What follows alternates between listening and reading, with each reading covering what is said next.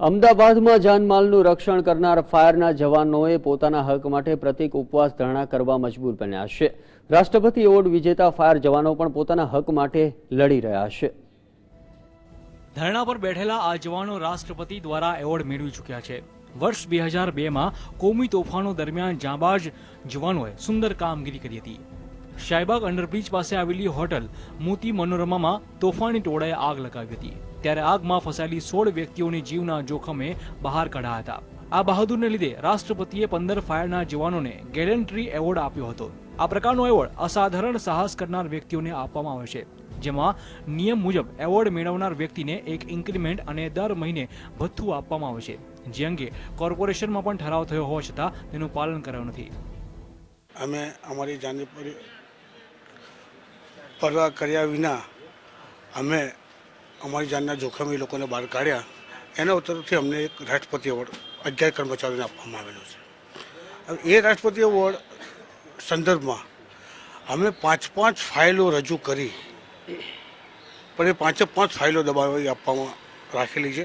બીજું 6ઠ્ઠી ફાઇલ અમે 3/2/15ના રોજ ડાયરેક્ટ મ્યુનિસિપાલિટી કમિશનરને રજૂઆત કરી ને અમે જાણ કરી માટે આ અગાઉ અમે 5 ફાઇલો આપણે રજૂ કરી હતી, પણ અમારી આ 6ઠ્ઠી ફાઇલ છે। પણ સ્ટેન્ડિંગ કમિટીની અંદર આ ઠરાવ મંજૂર કરેલો છે કે જે કર્મચારીને કોર્પોરેશન નોકરી દરમિયાન રાષ્ટ્રપતિ એવોર્ડ મળે તો તેમને આ હક મળવા જોઈએ। તો અત્યાર સુધી અમારા 13 વર્ષ વીતી ગયા છતાંય અત્યાર સુધી અમારા 11 કર્મચારીઓને હક કેમ નથી મળ્યો ને કયા કારણે? એટલે ના છૂટકે તમામ કર્મચારીઓ માનસિક હતાશ થઈ અને અમારે આ એક્શન લેવું પડ્યું છે। અમે અમારા મિત્રો સાથે અનશન ઉપર ઉતર્યા છે।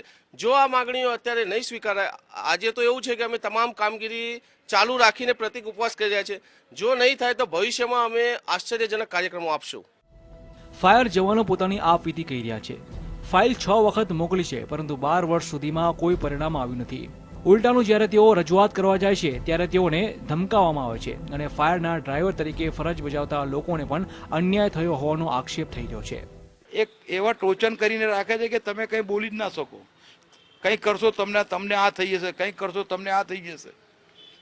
અને ના છૂટકે આજે 13 તારીખે અમે પોલીસ કમિશનર શ્રીને 20 તારીખ સુધી મંજૂરી મેળવેલી છે પ્રતિક ઉપવાસ ઉપર બેસવા માટે। જો કે તંત્ર કહી રહ્યું છે કે સત્વરે કામગીરી કરીને તેઓને તેમના લાભ આપવામાં આવશે। ફાયર બ્રિગેડનો જૂનો પ્રશ્ન હશે, પરંતુ ગયા અઠવાડિયે ફાયર બ્રિગેડના મિત્રો મને મળવા માટે આવ્યા હતા। એના પછી હું કમિશનર અને ખત્રી સાહેબ, ડેપ્યુટી મ્યુનિસિપલ કમિશનર ફાયરના, એમની સાથે મેં ચર્ચા કરી હતી। અમે પોઝિટિવ વિચારી રહ્યા છીએ અને આવનાર દિવસમાં એમને મળે એ માટેના અમારા સઘન પ્રયત્નો હશે।